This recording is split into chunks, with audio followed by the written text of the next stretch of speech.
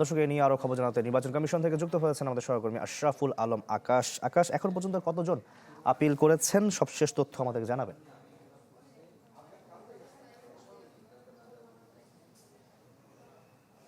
শাকিল, আজকে বলা যায় যে মনোনয়ন বাতিল ও গ্রহণের বিরুদ্ধে যে কার্যক্রম সেটির আজকে শেষ দিনে এখন পর্যন্ত 520টি আর মতো কিন্তু বলা যায় যে আপিল আবেদন সেটি জমা পড়েছে। আমরা দেখছি সকাল থেকেই কিন্তু এখানে বাংলাদেশের বিভিন্ন আসন থেকে যাদের মনোনয়ন বাতিল করা হয়েছে তারা কিন্তু এসে আজকে ভিড় জমিয়েছেন। যেহেতু আজকে শেষ দিন, আমি যদি আপনাকে একটু লাইনটা দেখানোর চেষ্টা করি তাহলে আপনি দেখবেন যে এখানে যারা এসেছেন তারা এখনো কিন্তু সেই দীর্ঘ সারি ধরে অপেক্ষা করছেন।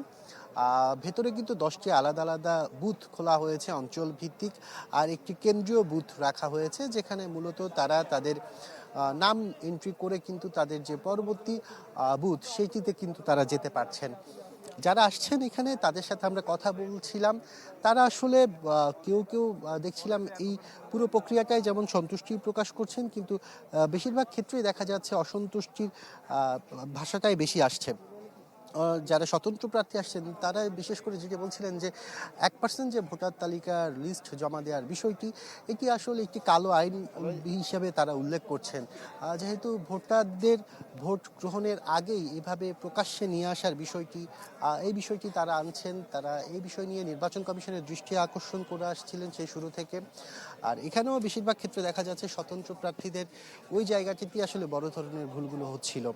আর এখন পর্যন্ত যেহেতু আজকে 5টা পর্যন্ত এই কার্যক্রম চলবে, 723 জন মূলত বলা যায় 723 জন আমরা দেখেছিলাম যাদের মনোনয়ন বাতিল করা হয়েছিল, তার মধ্যে এখন কিন্তু প্রায় 500-র উপরে তাদের আপিল আবেদন জমা পড়েছে। আর কালকে থেকে শুরু হবে শুনানি কার্যক্রম, যা 18 জানুয়ারি পর্যন্ত চলমান থাকবে। শাকিল, ধন্যবাদ আপনাকে।